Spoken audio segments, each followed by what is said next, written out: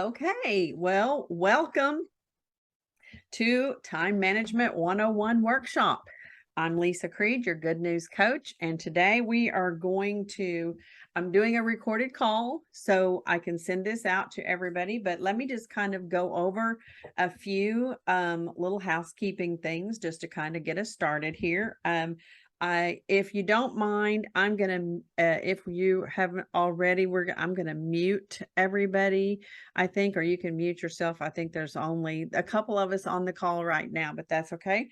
And that way, I don't get any feedback for the recording, but this is going to be interactive eventually. So I'll let you know, cue you in on when that time comes. And so, I would like for you guys we know each other and all that good stuff. You guys, Marianne and Kim, but if you would just take a few minutes to introduce yourselves and say what you do and where you live.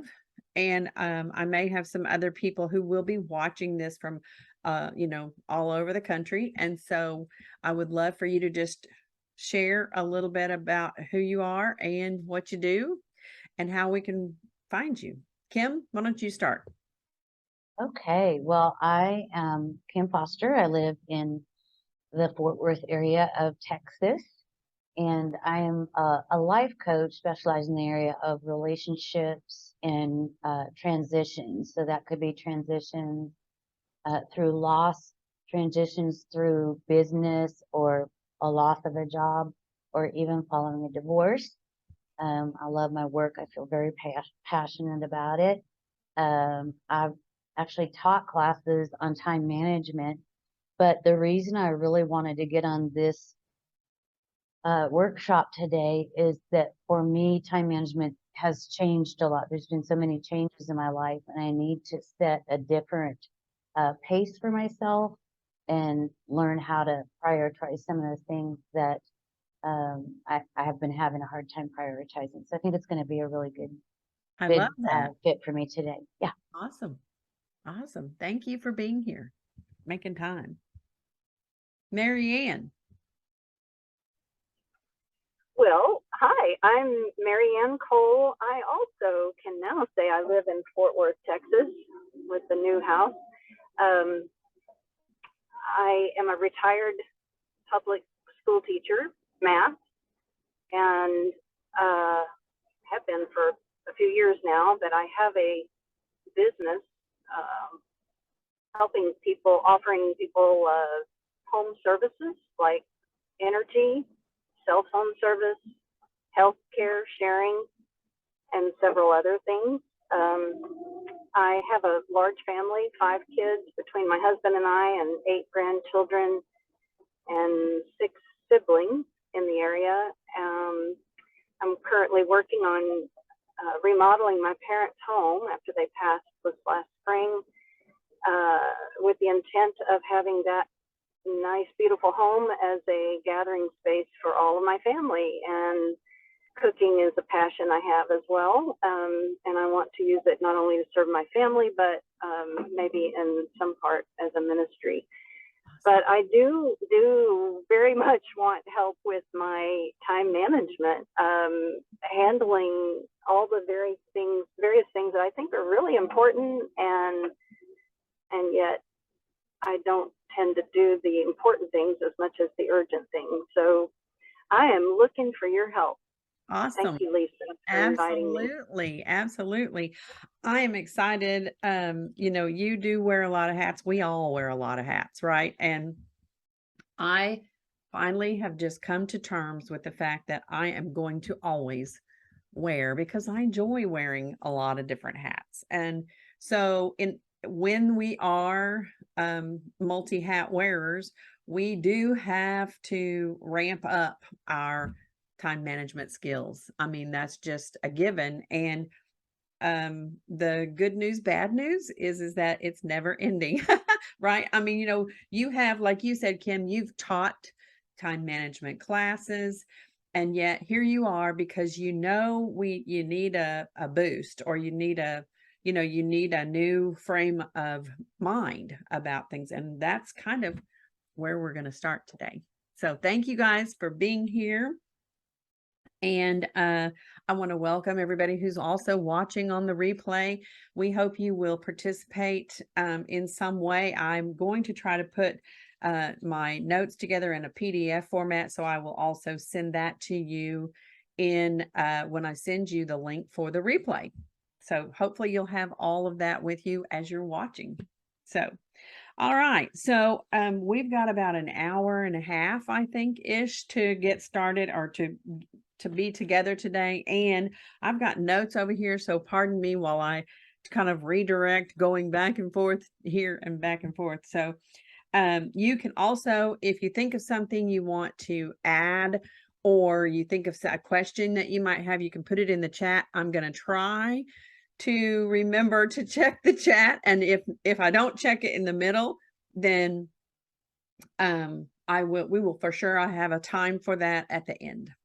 So, all right, well, I'm going to share my screen here and get us started.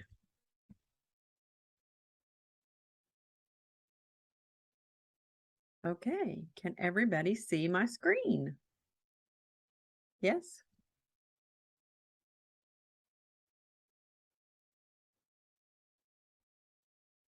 Give me a thumbs up or a head nod. Perfect. Okay, good. Thanks. All right, so let's just kind of talk through this first couple of slides here. I want to share with you, time management is kind of a big topic, if you will. It can be really big. Today, we're going to really focus on, like what we already have kind of said here. We want to focus on changing our mindset and our habits about that. I mean, we've already kind of talked about how we do need to change our mindset. I don't think that's any great epiphany to any of us, but we do have to change our mindset. So we're going to spend a little bit of time on that. And we want to, with our end goal today, obviously, to work smarter and to be more productive, find more free time. And I think we can all agree that it's really all of those things, including our mindset, is very relative to time management. So let's I want to talk about the first topic here. And why are you here? We kind of already answered that question in our introductions a little bit, but if you could share, just, are you here for business help, time management, or personal, or both? Primarily business. Okay. Like, give me an example if you can, if you think of something that you need. But Well, I guess you got to have a tiny backstory, but primarily I've worked in larger corporate church environment. There was a very set schedule with that, and that's what I became accustomed to, and that's where I became very proficient in that set schedule, but then how to interject according to not urgency or chaos, but what is the priority, what really needs to be finished right now. And so now that I have my own business and don't have that structure, I find myself, if I don't have it all blocked in the schedule, I know that it's not going to get done. Mm-hmm. And so that requires me to be much more attentive to going in, and I do this constantly. I always have my phone somewhere near because my scheduler is on it. And so I'll go in and literally put in, if even just errands that I have to run, or the things. That's great. Then I try and put them in order of importance, but and then know that if I leave myself 45 minutes end of day or 45 minutes middle of the day, that I might be able to finish up that third one or something. So it's just, to me, I'm just trying to learn a different structure with personal entrepreneurship. Okay, that's good. That's good. So if I could ask you, here's a coaching question you'll recognize. What do you want from this workshop, what do you want out of this workshop?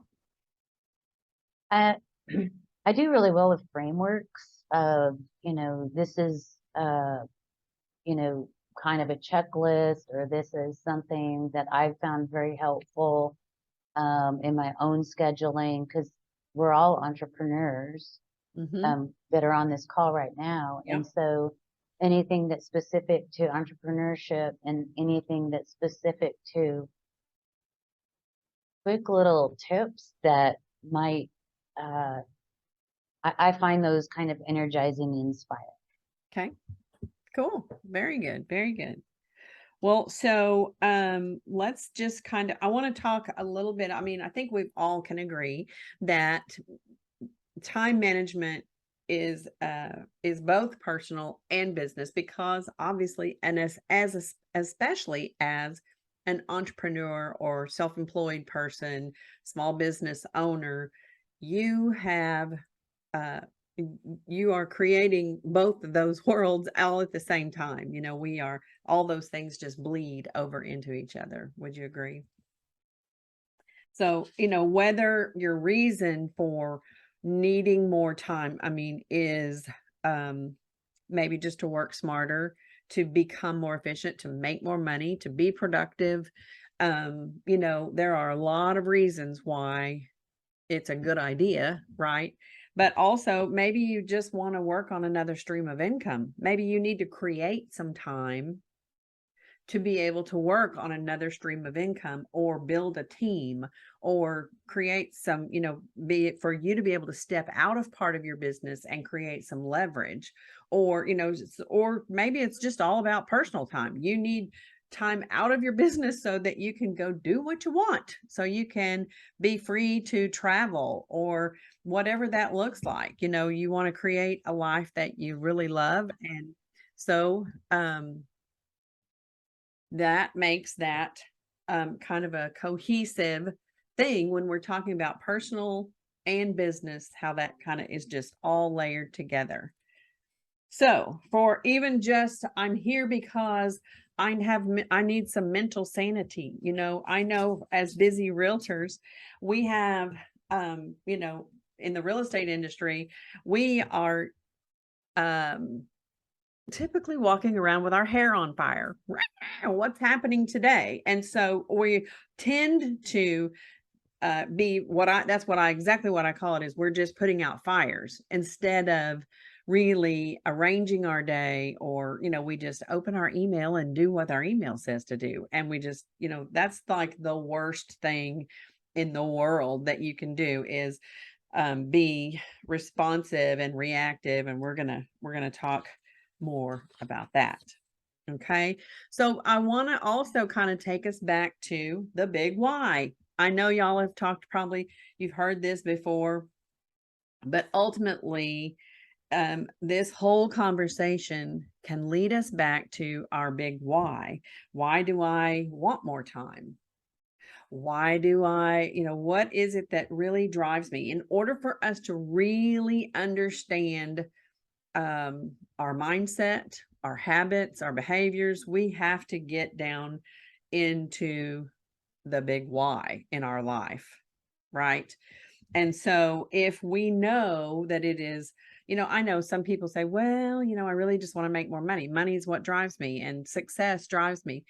But if it's, your big why is something that is connected to you emotionally, down in your core.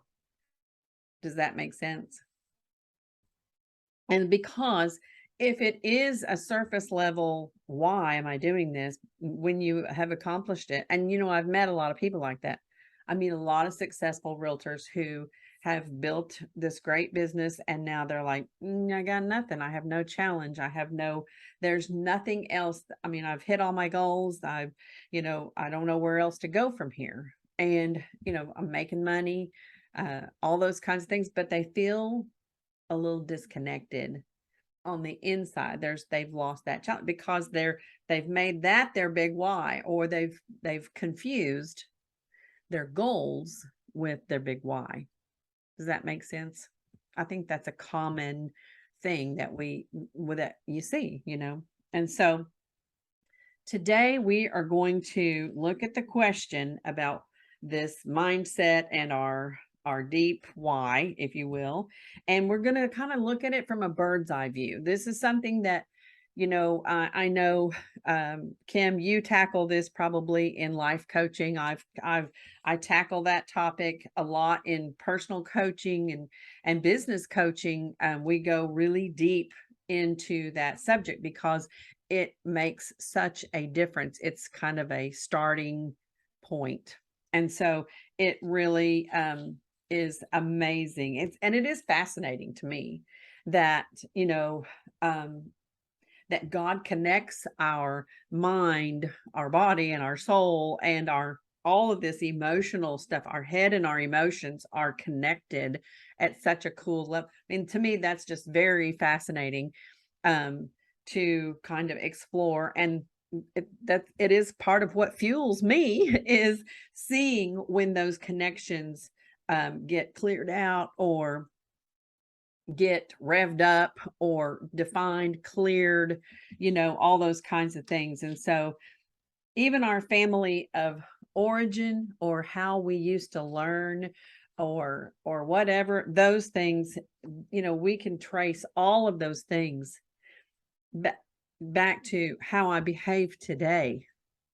Right? I mean, that's pretty well established, I would say, that our mindset and our emotions and our behaviors. And so let's talk a little bit more about that.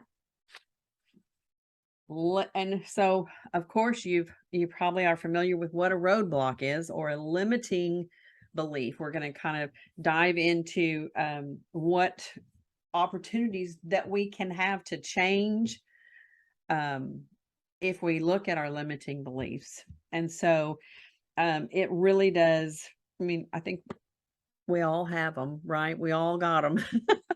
We just maybe not know that that's a limiting belief sometimes. And sometimes I'm pretty committed to my limiting belief, and I can give a pretty good commercial for it. So I can be pretty convincing. But so that's why I need a coach who can call me on my stuff, or who's going to be, plain honest with me and say, let's look at this a little differently. And that's where coaching obviously can really come into play and can challenge your beliefs. Okay. So one of our first roadblocks I want to talk about, this is kind of deep, stay with me. But one of the first roadblocks and that is most likely could be a limiting belief, is that I can only respond and react to things that happen to me rather than build my life by design. Do you see that? So let me say that again. I believe this is a snake in the grass.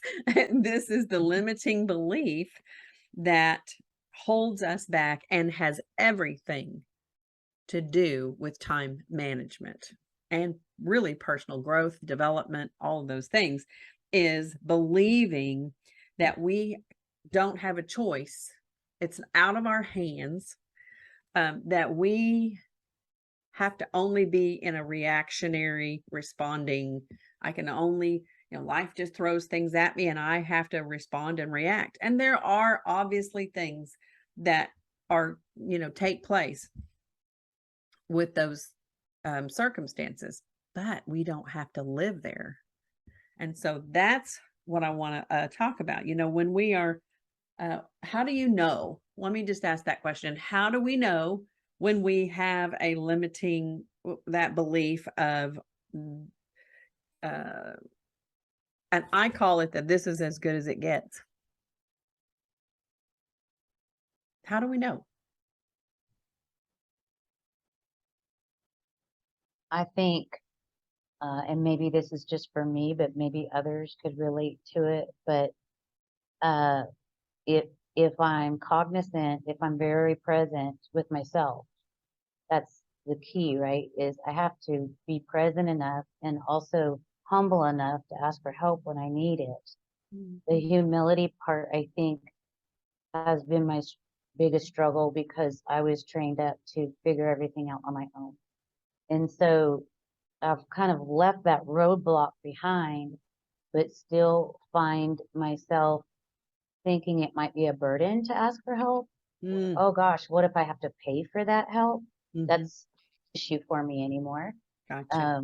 That's another thing that I've gotten past. But I, I, I, I feel it in my body, and I feel it in my moods and my behaviors. If I'm out of sorts and I'm not in alignment with my core values and my why of why I have my business in the first place, um, I, I get a restless feeling, and sometimes I'm a little bit hard on myself. Mhm. Anybody else struggles with that? Mhm. That I should be Yes. moving faster. I should be doing things more efficiently, when I need to remember that what I need to do is always create space, uh, personally and for my business. So That's really good. That's very true. You have a phenomenal uh commitment to growth of so Mhm. many people that, and even coaches struggle, with that. I appreciate you sharing that you have, you've had limiting beliefs, and, we all struggle. It's going to be a lifetime of that where we're transforming, right? We are being transformed. And so, but I've always admired, um, your growth initiative. I mean, you have a huge commitment and love of growing and, self-improvement and self-development, personal development, whatever you want to call it. And so Mhm. that keeps you looking, and I think you hit it when you said we have to be willing to look at the stuff, and that's exactly where we're going right now. And Mary Ann, feel free to chime in here, if you've got something you wanted to share on that limiting beliefs.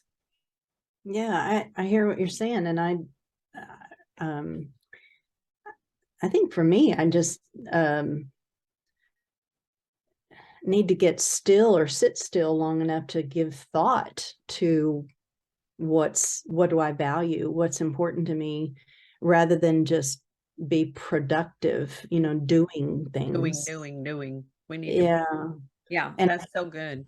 I have a I have a false attitude. I think that busy, just doing something is Better than um, nothing. is better. Yeah, and Mm, it's like bobbing in the water. Just I'm just drifting. I'm just going wherever the circumstance takes me, rather than me making a a conscious decision on what I want to do that's with so my good. time. Have yeah, you heard of the book, Good to Great? I've heard of it. I Yes. haven't So read it, but I would yes. really encourage you to write that down. Get your pencil, write it down. You can Mhm. download it, listen to it. You can, there's so many ways we can read books these days. But basically, Yeah. the concept, and I just heard this on another call this week, but basically the concept is that good is the enemy of great. Mm. And we can talk about, and you've probably all seen the one of my favorite little, as Kim would call it, an activation is, or a visual is the big rocks thing where we put, we fill up a big glass jar with big rocks or golf balls, whatever you want to say. And then we say, is this full? And we go, yeah, that's full. And then we go, well, and the teacher puts in a whole bunch of little rocks. And then he says, now is it really full? It took all that other little space up. And we go, oh yeah, now for sure it's full. And then he pours sand in there and fills all the little crevices up. And we go, oh, now for sure it's really, really full. And then he gets a little cup of water and he pours the water in there. And then we go, oh my goodness. And so many people, Mhm. when I've done that, analogy or that visual, so many people will say, now what's the moral of this little story, and they'll say, well, there's always room for something else. Wrong. That is not the moral. The point is that you have to get the big things done first. Prioritize, right? And so we're going to go there a little bit later as well. But back to limiting beliefs, having a limiting belief is like having, a brick on your head. Sometimes you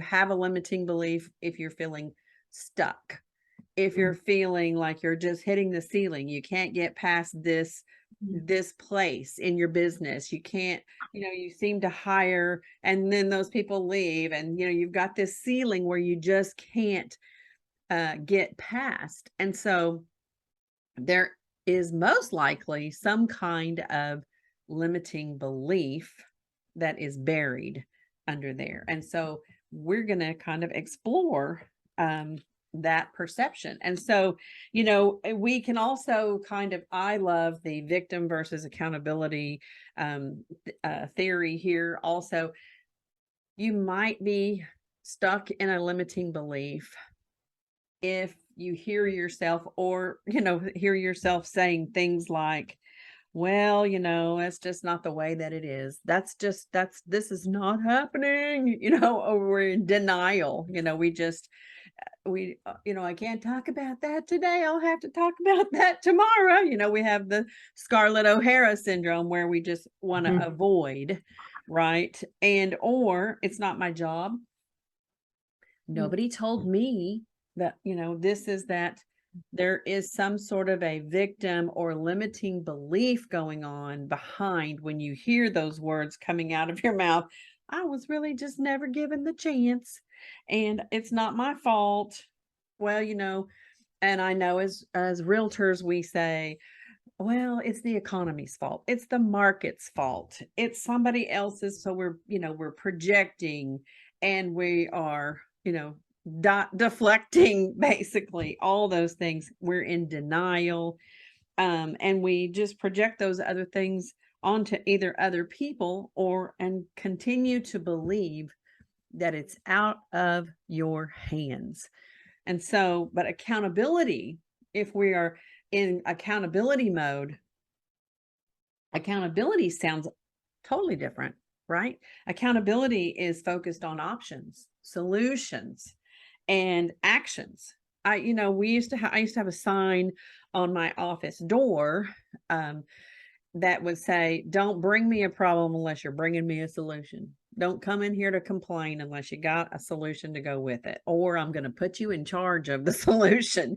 So, that is accountability, being able to really to look at it in that light, if that makes sense. So, and accountability, there's possibilities. What can I do? If it's gonna happen, it's gonna be up to me. What can I do? And it's not the doing thing, but it's where your energy is. It's where your focus is. And people who are walking in accountability and have kind of broken through limiting beliefs are so they're focused, they have clarity, they have boundaries, and I can remember a time in my life where I would look at other people and go, man, how did she say no to this or that, and she just kind of stood there with a face, not, and there was no backing up. It was, and she wasn't, there was, I used to have a boss who could just say no, and she would just leave that, silence out there and to do the heavy lifting, right? And so it was letting their stuff be their stuff and letting your stuff be your stuff. That's how accountability rolls, right? So everything in our life is affected by limiting beliefs, and our mindset is definitely, if we're not careful, we will slip right back into those limiting beliefs, and we can, but there are things, we talk a lot about in coaching, we talk about learning how to take every thought captive. And we talk about renewing our minds. Those are the actions that I know I'm going to have to take to keep myself from slipping back into. What are some of the ways that you are actively fighting I don't know what you want to call it, fighting against limiting beliefs? What are some of the ways that you can or that you do fight against or resist limiting beliefs? Anybody? Because I spent years in therapy, just saying. Me too. And it's been really helpful. I think it really is dependent on your makeup. Part of that is dependent on your makeup, and some of your past experiences is where, of course, where limiting beliefs come from. But I think for me that my biggest takeaway over the years has been that when I know that I'm up against that roadblock, I choose how much time I'm going to spend sitting in front of the rock, Okay. sitting in front of the detour sign or the stop sign. Like, So give me an example of how that would come into play. Well, to me, it feels like when I haven't made progress or on something I know is crucial to my And business you or have to crucial, stay on something longer than you you have want. to stay on it more than you want to, and all of a sudden, I think the biggest problem for a lot of people is excuses. You were just talking about a little while ago, you could put up a pretty strong case for why you didn't do that. And I think we get so good at presenting our case. Well, this happened, or I thought this was more important, or my relationship is sucking my will to live, or whatever it is. But I have to decide and choose how long will I sit in that space, because I found that the shorter you sit in that space, the quicker your bounce back is. So once I've spent some time with that block, the block might be, and it has been for many years, and Lisa, you know this because of some of the things that you do for me, actually. I can't do it, or I don't have the time to do that because I'm seeing too many clients right now. But when I'm not seeing as many clients, am I actually doing anything? You know what I'm saying? Right. So I reach out for the help, and learn how to either eliminate, delegate, or what's the other one? I forget. Anyway. Don't do it. Yeah. Eliminate, delegate, or something. Yeah. Anyway, but just the amount of time that I sit in that space, I have to be very So intentional do you about. give yourself an actual timer? I mean, I have actually. I do. My mother used to say all the time, now you're going to have about 10 more minutes to be upset about this, and then you're going to need to get up and move it on. I give myself 20 to 30 minutes to sit in what I call the hole. That might not be a depressing hole. Right. It just might just be a wondering, or, a storming with myself. Okay. After 20 to 30 minutes, I'm either going to get up and do something healthy, like go take a walk, or go prepare myself something to eat, because when I have a busy day with clients, I don't eat a lot. I might go prepare myself something to eat. I might reach out to a friend and say, hey, I want to bounce something off of you. That's one of the surest ways to either do something physiological, Bring somebody like a walk or an exercise, or a reframe of your why, or a reframe of your limited belief. But then I think that limited beliefs have this, they're called limited beliefs for a while because they limit you so much that some people, they will sit in it for so long and not be able to do the next thing, that's what builds confidence, is to do the thing, right? And so if I'm conscious of how much time I spend sitting in it. That's been really helpful for me. So I actually do, and I do recommend it to my clients too. I just say, you know, take a look at the clock when you start to realize, get to know yourself so well, be present with yourself well enough to know, okay, I'm resting on a limited belief, and uncover the blind spot. And if you can't uncover the blind spot, then reach out and get somebody else to help you to uncover it. That's really good. You know, Kim, I know we kind of coach one another, and I can count on, she's part of my board of directors, if you will. This is, you know, we're going to talk about enrolling some of that in our accountability. But, you know, there is such a good part about getting into agreement with whatever it is that one, identifying the limiting belief, truthfully, setting our ego aside for a minute, enough to be honest with ourselves and get into our agreement with our issues, so that I'm then free, right, from it, and all of the little things that may have sprouted up that are also affecting my life.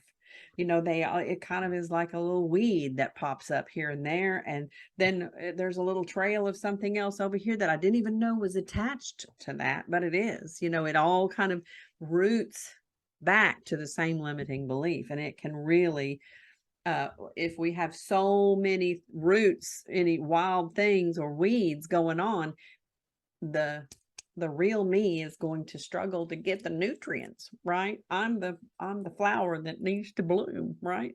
And so, but one of the other things you said, or one of the things that reminded me when you were saying, Kim, was good coaching questions can kind of help you get to the core of things. I know Kim has asked me some pretty good coaching questions before, you know, when sometimes I'm just venting, and that's okay because we're friends. Sometimes we're in coaching moments that I didn't know we were in, and that's okay too. And so, but she'll ask me one of the great questions. She'll say, well, how long are you going to sit in that, you think? How long have you been struggling with that? That's a little kinder sometimes, but she'll say, you know, how long have you been struggling? Would you say, how long has this particular thing been going on? You know, what are you planning to, you know, look at that, do anything with it? Or what do you think you're going to do about that? You know, and all of a sudden she handed me this giant ball that I need to do something with. And guess what? It belongs to me. And so that, you know, is just a quick example of what, you know, great questions can do. And we have to be willing to ask ourselves some of those hard questions and have some fierce conversations, right, with ourselves. So the other one, I want to move on to the rock in my shoe story. So the rock, it's not a perfect analogy here, okay, for sure. I just want you to know that for sure, but I want you to see this girl's cute feet. Aren't they beautiful? So cute. And so, you know, some of us can walk around with a rock in our shoe for years if we have been holding on to a limiting belief, right? And we never even stop to look or dump the shoe out. You know, we never even stop to do that. We just go on in pain. What do you think happens to your foot if we don't get the rock out? Anybody? What happens? What do you think happens? Blister or something wearing Or on you. worse. You can get a bruise. You can bruise your heel, or it might even, if you've carried it long enough, you know, some of our family of origin stuff, right, is can cause us to have a limp. I might walk funny, you know, and so it's going to create some pain. And you know, sometimes we get so used to having a little pain in our shoe, having a little rock in our shoe, we just don't, you know, like I said, it's not a perfect analogy, but sometimes also we can empty the shoe. And I have been guilty of this, so I can say this, is that I can empty that shoe and look at that rock and go, huh, and just throw it down the road a little ways where it's going to get right back in my shoe or right back in my sandal instead of throwing it out of the way, completely out of the, you know what I'm saying? This just an analogy here of what we do. Sometimes we're on the hamster wheel being stuck and we find the place and we don't get into agreement. So we go back around and again and again. And that makes us feel like even more so, it's going that sometimes that reinforces that I can't do this.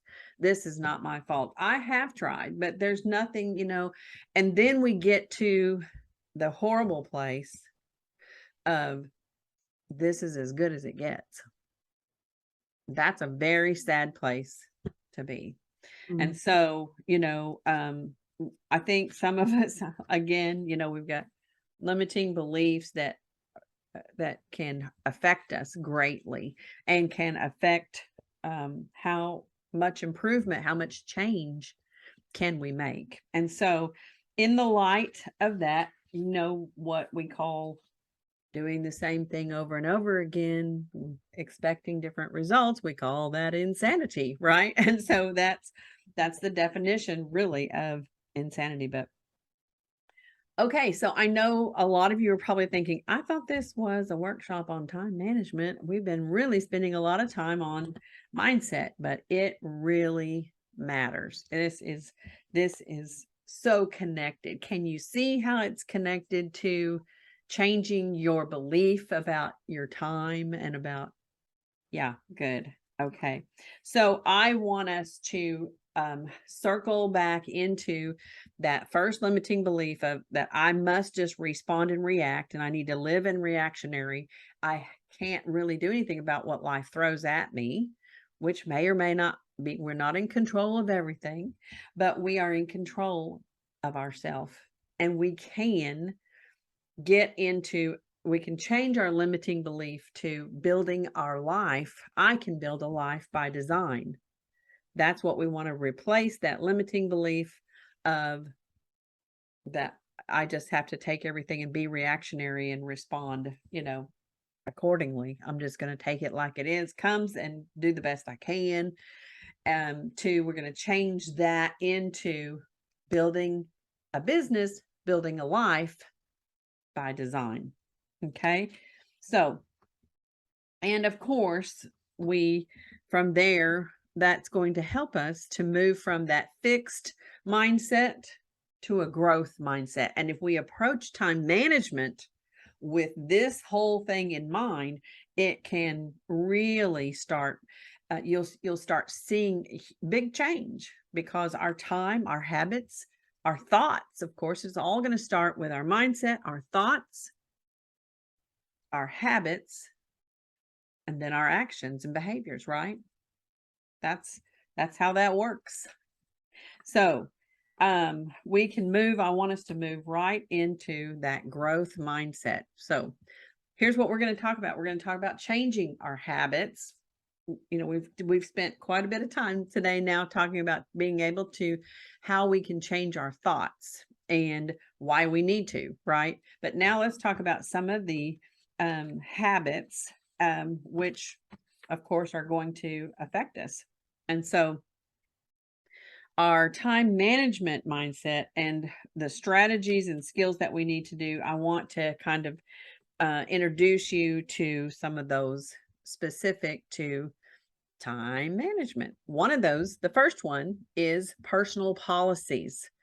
Okay, let's talk about, I know, like, that was a perfect example that you gave, Kim, of I'm going to set myself a timer, or I'm only going to tell myself I can only stay in this little hole for 20 minutes, and then I'm going to go do one of these 3 activities to push myself on. You know, that's a perfect example of a personal policy. But I want to kind of take that to the next level. And these things really can keep us and prevent us from being and staying stuck in that reactionary mode.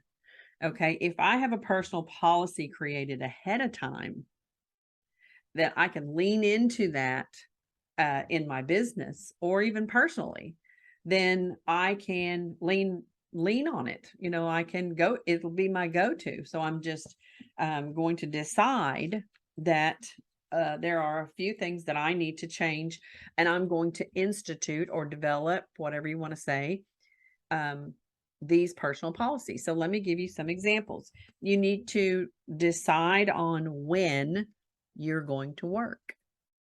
You need to know, you need to have it in your head at least, and you don't have to share everything like on your website. You don't have, these are my personal policies. This is all within you, right? And so decide on when you will work in your business. The when is all about time, right? So we need to know, when am I committing? What is my commitment to? So for example, in real estate, here's what that looks like. I can take, I know that in the mornings I'm going to do calls, and I have a spot for, you know, showing homes or going to on a listing appointment from, you know, I can do that between 1 and 3 or 4 and 6 or on Monday through Friday. And so I know those are kind of the slots, the time slots that I'm going to kind of hold. And that's a personal policy that that's kind of but I'm also committed to creating flex space in my schedule, because real estate is a I need you right now kind of a business, right? And so sometimes I need to build in flex space to my business. And so let's see, I might also, once I've decided my when I work, then I can share it, you know, helping you to develop. Well, I love doing this part. I love helping you to develop the scripts or dialogues, whatever you want to call it, to help you explain those personal policies to people when you meet with them, or to a customer or whatever, be able to say and to articulate. So here's how I work, blah, blah, blah. You know, this is what this looks like when you choose to work with me.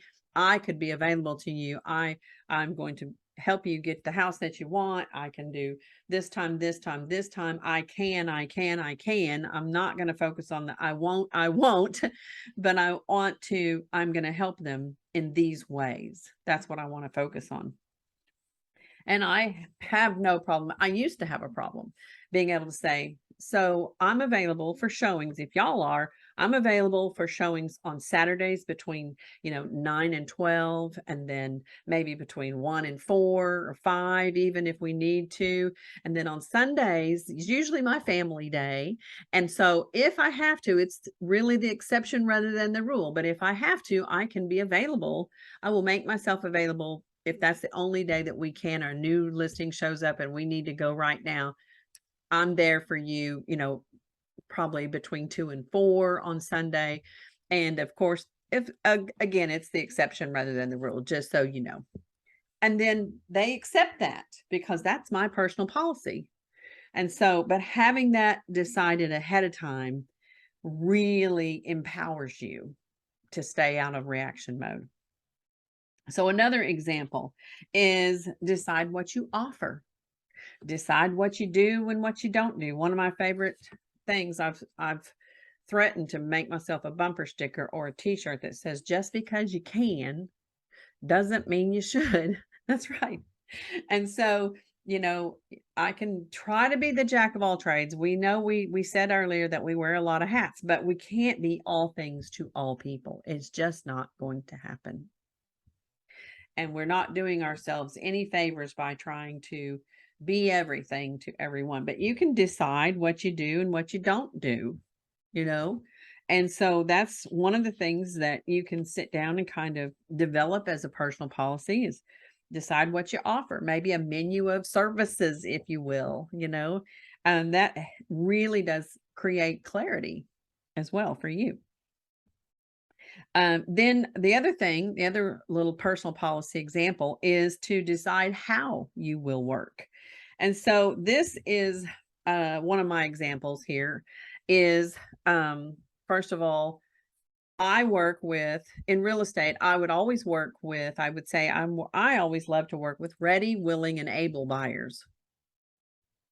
And let me tell you what that looks like. So ready, they need to be ready to buy, committed to either moving forward. They're not 6 to 9 months out buying a house, or selling a house. They're just thinking, not in the thinking mode, but I want to spend the most valuable time of my day in business in dealing with people who need me now. Because if I don't, it's almost like stepping over $100 bill to go pick up a $20 bill. Does that make sense? It's kind of crude, but it's an analogy there. And so that's the ready part. A willing buyer or willing client. This is my personal policy, and I share it freely, is that I like to work with people who are nice, and I don't want to work with people who aren't nice. So if you're not willing to have my help, or willing to be helped, or if you're not nice, if the first conversation that we have over the phone is, I need to see this house, when can you meet me out here, and rah, rah, rah, rah, and it's very demanding, and you're not nice, you don't have time to have any niceties or connect as a person, that's really important to me. So I've decided, as my personal policy, I'm not spending my time with that. So that is the willing part. My client needs to be ready, willing, and then able, of course, which is the financial piece, the down payment, and the pre-approval and all those kinds of things. People, over the years in real estate, it has become very clear that there are very few people. If you say, hey, have you guys had a chance to get pre-approved yet? The people who are very reluctant to that are usually, there's something else going on. People who are pushing back to that. Now, I don't make that the very first question I ask people. I'm going to connect with them and whatnot. But if they are resistant to even having that conversation, it's a flag. And so even luxury $1 million and up clients, when I say, hey, you know what, we need a proof of funds letter even before we can make an appointment to see this house, they're not surprised. They are not surprised by that, nor are they taken aback. They know, because in that world, that is not unusual. They are not going to be flinched by me talking about finances or their readiness, if you will, ready, willing, and able, their ability to purchase or sell. Does that make sense? Awesome. Okay. So that's kind of a little bit about my personal policy. And what questions do y'all have about any of that so far? Anybody got a question? Remind me of what your flex space is. I mean, I know it's individual to your work, but Yeah. what is it that you're doing in that flex space? Well, so nothing. I mean, if there is, Oh, I okay. just leave a blank space so that if, for instance, and we're going to talk about this a little bit more in time blocking here in a minute. But if, for instance, I had made on my schedule, I'm going to make calls from 1 to 3. Right. And then I'm going to make calls for appointments, right? So I need to get in front of people. This is my goal. I need to get 3 appointments today. And so if I can talk to somebody and they say, hey, I'd like to have an appointment, then I need to make that happen, because the money-making activity I'm going to prioritize, and then I can move the rest of my call time into the flex space. Does that make sense? And Absolutely. we're going to go over more of that here in just a minute on time blocking. So the other piece here, I think, is leverage. Yes, another personal policy that we can kind of talk about within leverage is delegating. And we've kind of touched on that a little bit already, but knowing when you need to leverage or delegate, and having a plan for how you're going to do it ahead of time is really important. I can't stress in personal leverage also. An example of leveraging yourself personally would be, hiring a housekeeper, or hiring, somebody to take care of whatever, the daily stuff, having your laundry done, whatever, grocery shopping for you, personal shopper, organizer, all of those things to leverage your time. And because your time is important. And so in the business realm, of course, knowing who you need to hire, leverage is all about kind of growing your organization this way, right? So that you can go deeper. And so if one of the first things, the first hires that we do in real estate, as a matter of fact, is hiring an admin to take care of all the junk, all the stuff, all of the paperwork and all the detail, minutia, those things that take me out of money making activities that I need to, and I'm a big believer. I know a lot of people don't believe this, but a lot of agents, I'm just not a huge believer that you need to take yourself out of lead generation all the time. That's usually not the funnest thing that we do as realtors. But it is important. It's huge important. And, you can leverage pieces of lead generation, but I don't think you should ever give your front facing, opportunities to someone else. If you are your business owner, you need to be the front face of your business, and so even if it, it means time, that it's just huge. It's just a very big part of, and especially in the real estate world, that it's very hard to have, and I know a lot of teams do this very successfully. They have an inside calling person and say, hey, Joe would like to meet with you today. When you won't have any time to talk to Joe about buying and selling houses, they'll have somebody else to make those lead generation calls. It's impersonal.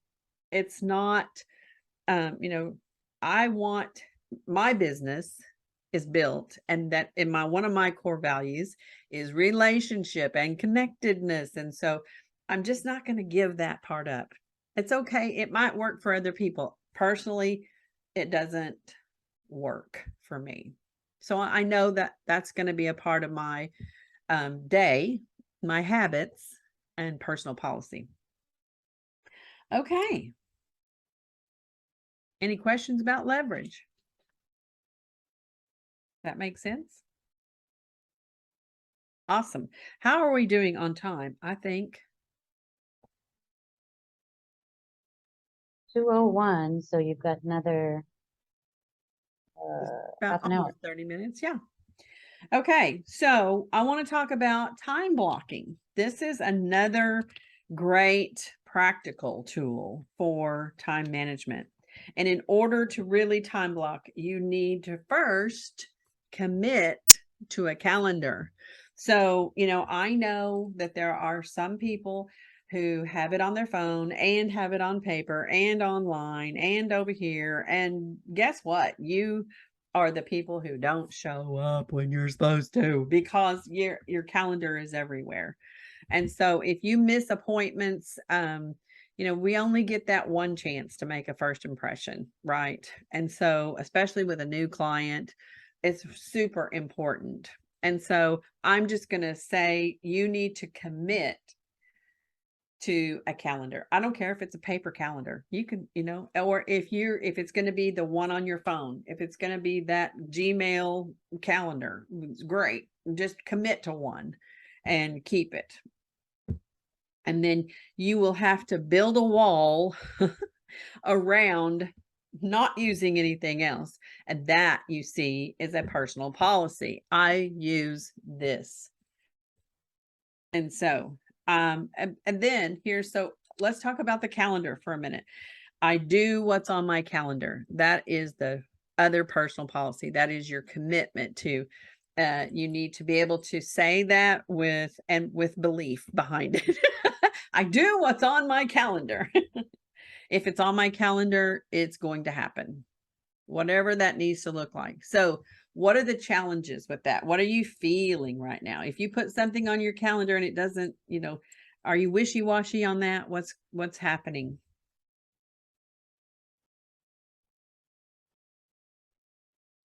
Well, I can tell you that I'm always ideal when I write on my calendar of the ideal things that I want to do. They're great ideas. I mean, there's a great plan I will write down, but I point myself often by not doing what's on my calendar.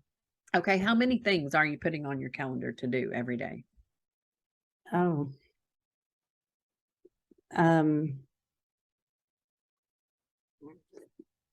4 or 5. I'm talking about some personal things that are just like taking a walk or eating good I nutrition. see. You know, Okay. and Is I that let usually myself the pieces? down. I mean, the important stuff. I mean, I'm not saying those are not important, but I'm saying your business things, do those things get marked? I mean, do those get done?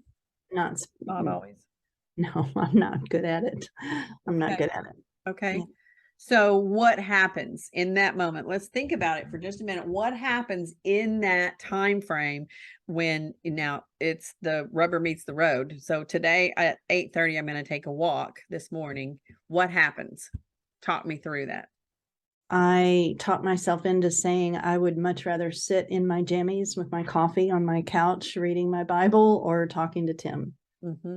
Okay. And I justify it with, hey, this is valuable time. I'll get the walk in later, and the later never comes for the walk. Yeah. So, Kim, what do you have to say about that? I'm going to drag her into this because, sometimes I mean, it all comes down to commitment for sure, what we're committed to, but then Oh, we've the got, why? and Why the am I? why, Mhm. committed to the end purpose. But I don't know, Kim, help me with what you would say to that. Well, what I would say to that is, first, how are you showing up for yourself? Because if you have a business, it's really only a hobby if, um, when we're talking about the business aspect, it's only a hobby if we are not committed to what's on our schedule. And I'm huge on time blocking. It's very helpful. Mm-hmm.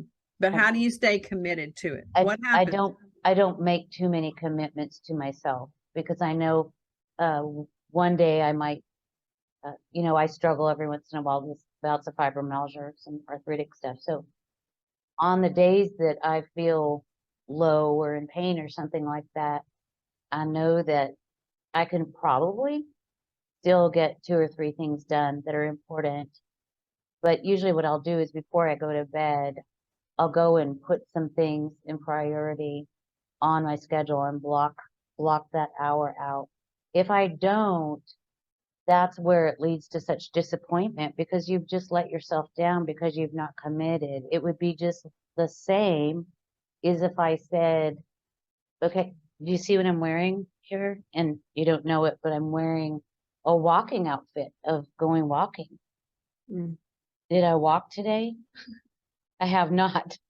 I But always you like got to, up and put your clothes on to do I it. got up and I put my clothes on, and some coaches will tell you just put the shoes by the bed, just to kind of remind you of what you started thinking about back here and work towards it, even if you have to do it in baby steps. But it really is about showing up for yourself and showing up for your why and showing up for others. When I think about the service to others, I mean, nobody needs me in their day. But what if they visited me for an hour and they said, "Oh my gosh, you know what? I never thought of that. I'm going to do that." And they actually did it. And so I'm not motivating them. I'm just influencing them to think differently, that there might be a better way in some way. But that to me, it comes back to how am I showing up for myself if I don't even pay attention to my schedule or the things that are important. Mhm. How can I lead others or influence others if I'm not, holding myself accountable? I get that. But okay, Yeah. so the compromise is something that I have used, like it helps me in a practical way if I'm coming up against a thing that I have time blocked. I remind myself, I use stories a lot in my own head, And so I will remind myself of this, of a story like, okay, so if I am going to, are you willing to replace this time? Are you willing to compromise this time? Can you, look at this, I'm coming up against this time thing. Would I give this? So let's pretend that I had, I just didn't feel like I had some big drama happen right before our Zoom call. And I just decided I'm not doing my Zoom call. Now, I would not do that. I cannot, unless it was a total meltdown wreck or something, that would, be legit. However, like, here's my comparison. In real estate, we say, I'm not going to answer the phone while I'm doing lead generation, while I'm making my follow-up calls, while I'm that committed. I am that focused. I am laser focused on the task in front of me. I would never just get up out of a listing appointment that I'm sitting at someone's kitchen table talking to them about the value of their home and go, oh, I'm so sorry, my daughter's on the phone, I need to go. I can't. That would be madness. To me, I know that would not happen. If I committed to go to, the whatever, there are things that we put little boxes around and we say in our head, I would never move that. That's what we need to tap into and say, okay, how did I build such a great little boundary around this so that I can now build it around more things? Because I want this big picture. I want my big things to happen. I want my goals to happen. I want the free time. I want the, productivity, whatever that is. I really want to see results, and for me, this is the same with an eating plan. I'm really coming up against an addiction, dealing with food addiction. And, I have to reset my mind about what the priority is here. My long-term goal and commitment. I have made a commitment, and I have to literally say that out loud. I am making a long-term commitment to change this big thing about me. Literally. And so I have to then, so saying it out loud helps me. Allowing myself to know how I would not compromise this if it were really important to me. How important really is this to me? Am I reneging on my commitment? Am I still committed? Those are the things that self-accountability is going to come into, but it takes practice. If you are habitually not in the habit of keeping your commitments, then you have to examine, you have to really dig in there and find what am I committed to in life that I would not ever miss if I said I'm going, or I'm doing. Those are the things that we need to kind of look at and just dissect and find out, how does that thing rank? It got put up here with a push pin and nothing's taking it out. How does that happen for me at this other level? Does that make sense? And being on this call today is a great step forward. So yay on that. So that's good. Recognizing, getting into agreement with what is keeping you from moving forward will always shift and make a change for you. It might be a small shift, small change, but it's change. Okay, so I schedule, we talked about this earlier. I don't fill every slot. I have flex space, right?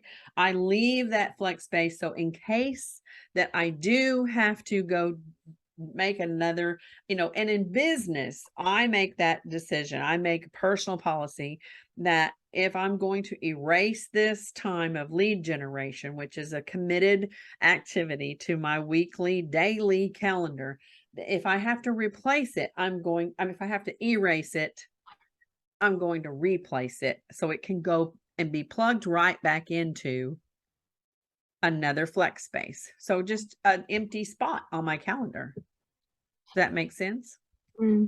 Yeah. So we need to look at those empty spaces as space for grace. I just made that up. That's awesome. There you go. Okay. And so I schedule my playtime. How many of us will just, we just randomly, I know it's hard, but we need to take the time to schedule our playtime, our vacation, your me time, putting those little things on there, your walk time, those are important. And you need to take that time and to kind of reevaluate.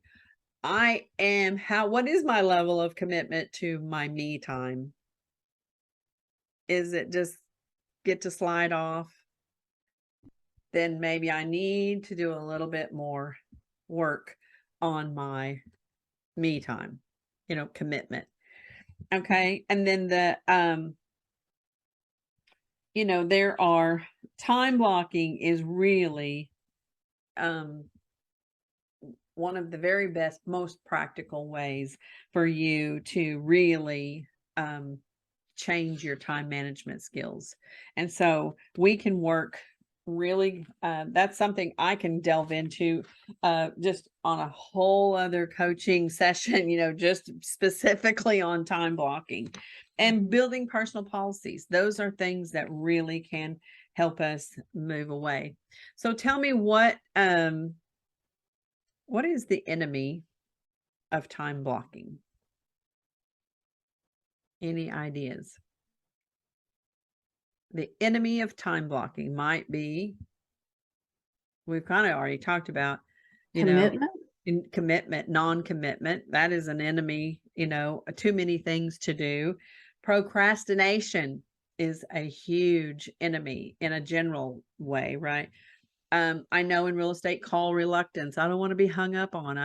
My self-esteem can't take it anymore, and avoiding accountability. That's another big killer of time blocking. Is the enemy.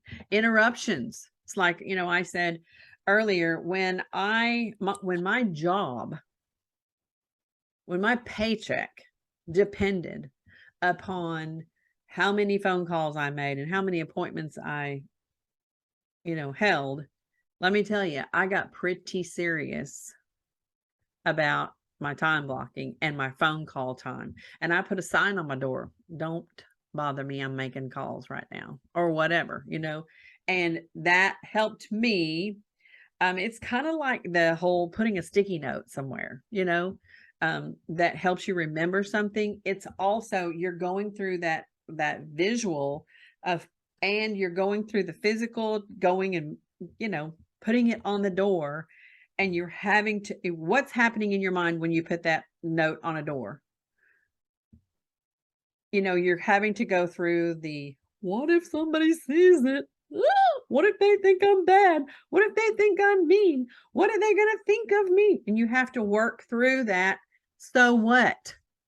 I'm doing this because that's the conversation of taking your thought captive and being able to say, well, it's not about being mean to them or not spending time with them or having a closed door to these other people in the office. It's not about, the relationship that I'm trying to break up with them. It is about my commitment to this.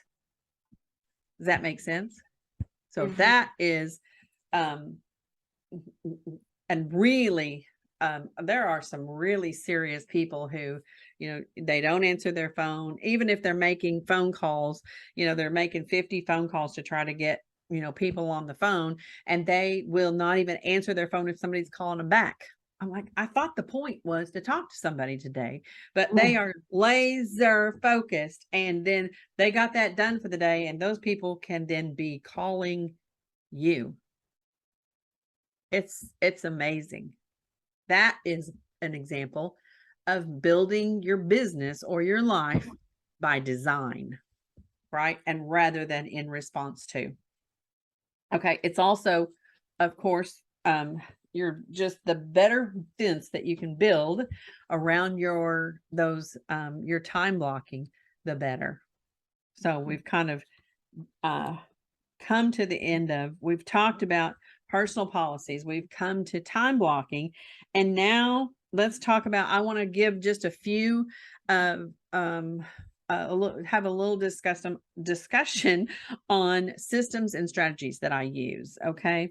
So I'm going to kind of run through these. These are all things that we can jump into, dive deep into in coaching on a different day or whatever, if you're interested. But we can also, I just kind of want to run through some of these systems and strategies that can really help you with your time management. So one of the first ones is having a personal business board of directors. That's a strategy or a system, whatever you want to call it. Having a personal board of directors, knowingly, purposefully enlisting people. Hey, I would like for you to be a part of my board of directors. You are really growth mindset person. You will tell me the truth, even when it hurts.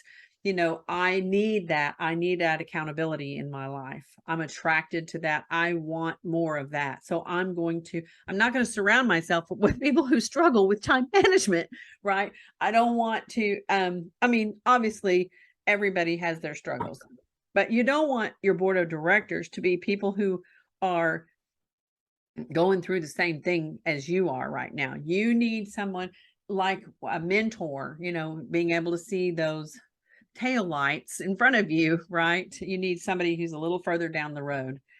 And so that really does help you. And you can get as serious as you want to about your board of directors. You can make a personal policy that says, hey, I'm not going to fund another big marketing thing project until I run that through my board of directors, these people in my life, to say, hey, you know what, you said you were kind of committed to only doing 4 things this year. Is this going to be a 4th or a 5th thing? What are you not going to do? Those kinds of conversations, and give them permission to speak freely, right? So a board of directors is a strategy or a system, if you will. Personal growth commitment, that is, you have to implement. If you want to grow, you have to make it part of your system, part of your strategy in life. For example, if I am really committed to growth, I'm going to be reading. I'm going to look for training, certifications, coaching. I'm going to, all of those kinds of things. Even my personal growth actions would include, I need to look at my calendar and see if I've had any vacation. Have I had any personal time? That's personal growth. You have to make time, and right along that, number 3 is business and personal retreat time. You need a retreat and planning, strategizing time at least once a year that you can either get away. I know people who, as a family, the husband and wife go away, and they will be together in the evenings, but during the day, she might be on the beach and he's doing his planning and strategizing and working on, or she's doing her planning and strategizing, and he's gone play golf. And then in the evening, they're together, and they're combining that time, that they're getting it done. Or maybe they're in business together, and they do those things together the whole time. But with the commitment of the day is we're going to spend in working on our business. And then in the night, we can have fun. it's so energizing to be able to do that. It's really important. So that's a personal strategy. A dream board is another personal strategy or system. And, you know, being able to launch a dream board and keep it going, you know, for not just the first of the year, you know, keeping that going is got to be a strategy. And, you know, you can add that to your monthly calendar. You put it on your time blocking. When am I going to do my dream board, you know, this month? And business project board. I want to spend a little bit of time right here. We have a 3 project rule here in the real estate business with my son. We've got a board that we have our real estate projects are the big projects, if you will. And so we kind of have instituted a 3 project rule. We're only going to have these 3 big ideas going on, or initiatives, and no more unless we run it through the board of directors. And in this case, that would include also, you know, Brooke, Jason's wife, and, you know, hey, we want to add this other thing that's going to probably take away from this and this. And so, you know, that's going to we're going to have a conversation around that if we're going to change it. And so the project board here, the 3 project rule, and then we invest dollars, resources, and time in all 3 of those projects. Those are the big projects. So for instance, one of the big projects is real estate growth. This is big idea. This is way, you know, big thinking project here is real estate growth. How are we going to grow the real estate business? And then we're going to have actions under there. We're going to have the dollars that we're going to spend. What are the lead sources that we're going after? How much money are we going to use on advertising, marketing, all those things? And so that's on this board. And then the second project, this is just an example. It could look different for everybody, but the second would be our EXP. That's the brokerage that Jason's with, is the leadership growth. The EXP leadership arm of this is, you know, we want to develop a team. He wants to be a part of the global EXP leadership group. He's already gotten his mentor certification to help others. This is a global project. You know, our EXP is a global brokerage. So there's lots of opportunity there. And that's also another income source. So that, you know, is obviously needs some time, resources, and attention, right? Money. And so, and then the last one is personal growth. Again, the personal growth commitment. I'm looking at the board. I'll have to take my glasses off. You know, one of the things that Jason listed is his commitment to who is his influence. Who is in his circle? Who is he purposefully going to for personal growth? Who's going to hold me up? Who's going to hold me accountable? Who's going to support me, encourage me, and move me forward? And so, you know, there are people's names on there that we are purposefully connecting with for personal growth. So that's just an idea of, you know, of what those kinds of systems and strategies can look like. The last one is organizational and operational systems. So that would include your mission, your vision, your values, your value proposition, your hiring strategy. How are you going to hire people? What is your strategy for hiring people? You know, having a strategy for that. Even just your team diagram, if you will, your organizational chart, you know, how's that all going to flow? You know, what is your goal? How many people do you want in each place? You know, how many people deep do you need to be to get to the goal that you want? And then what is your client attraction plan? You know, you can get, if you target who you want as your perfect customer, or, you know, another way of saying it is your niche. Who's your niche customer, client, whatever. Then you're spending time, money, and resources developing to make that happen. It's very intentional. Does that make sense? Okay, we have talked a lot. I feel like I've talked a lot, but y'all have given some really good feedback. And so I want to look at the chat and see what it looks like. I've got a few questions here. Good. These are things that stuck out to you. Allows you to do what you do best, utilizing your expertise, your gifts, talents, and preferences. This keeps your yes fresh, filled, and passionate. Mhm. That's good. That's really good. Yeah. And then Marianne says this very idea of being aware of when you're in the hole and giving myself about 20 minutes, that's choosing. And you are choosing to, take a walk, call a friend or whatever. That's take your thoughts captive. Those are some good ahas. That's what I was just getting ready to ask you. What were your ahas from today? So we've already got them going in the chat here. This is great. And this teach me how to create the space I want. I love that, Marianne. Thanks. And that was just repeating kind of what Kim had shared, really creating a space that you want to be in.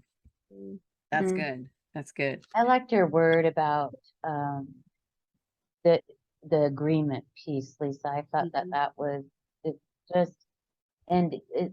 I think that's why I love to tap in. I mean, to you, because you remind me of what who I'm agreeing with, what am I agreeing for, and what would I like to, how would I like to realign that if I'm not if I can truly sense that I'm not calibrated well, then I typically reach out to you because you'll say how it is, and I'm not looking for you to coddle or sympathize or empathize with me. I just I do pretty good with when you just kind of boss me around, and you like it too. So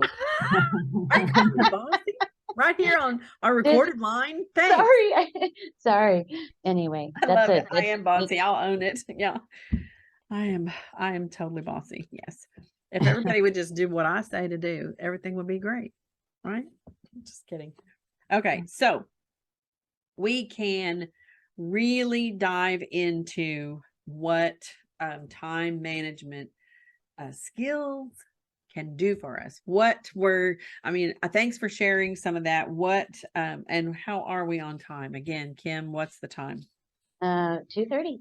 Awesome. So let me just, if y'all have other ahas or, those of you who are watching on the replay, would you please email me your ahas, because I would love to hear what your takeaways were from our time management workshop today. And so here are some coaching options I always want to share with you. My Good News Coaching Company I've had since 2007. I have I've really focused a lot of time and attention on real estate and small business owners, entrepreneurs, those kinds of people. That's kind of my sweet spot. And so I also do a little bit of life and personal coaching. And so I have done some social media support, and I've done some video support and helping people with some marketing, social media, things like that. And but right now I'm full with that. So right now my only options right now are coaching. And so I would love to invite you to join me for a free 30 to 45 minute discovery session. I know it's a great way just to kind of get to know what coaching feels like, looks like, and can help you with. And so I have 3 or 6 month packages available for my coaching. That would mean a 12 or a 24 1-hour sessions in those packages. And so that's my contact information. And what else can I share? I know we are right at the time frame here, but I really appreciate you guys being here today, Mary Ann and Kim Foster. Mary Ann, how long have you been in your business? How long have you been a business owner? I became a business owner in 2005. Wow. Wow. And you have a pretty large organization, customer base. Pretty large customer base, Yeah. primarily in energy is how I Yeah. started it. Mhm. Yeah. That's awesome. It So, is. It is awesome. I love creating this kind of a workshop space, but I really love, of course, being connected with y'all and connecting to support you, encourage you in your business as well. And I think it's great for us to just have a space, create a space, as Kim said, create a space that where we can come together, tell the truth to one another, Mhm. and share good news. There Right? you go. Yeah. Hey, thank you, Lisa. This has been a treat for me to be with both of you, you Awesome. and Kim, and I've learned and I've taken some notes, and I look forward to being more deliberate about what I choose to do and what it That's is I right. want to do. So thank Right. you. You are so welcome. I enjoyed it, every minute of it. And next month, I'm going to be doing another one. I am going to be doing a workshop on Canva. It's going to be a very hands-on. I've already committed to it, so I'm going to do it. So, I do love the creative part of Canva. I love creating all those kinds of things. And so I'm going to do a little overview and kind of a beginner's look, and some tips and tricks workshop on Canva next month. So be I'll share watching. that with some of my Yeah, friends too who yeah, would I love would to do that. love to meet some of your friends. I would love to have that. Mhm. Kim, I know. I'll send you some. Okay. Awesome. Well, thank you guys for being on this call today, and we'll see you on the next workshop.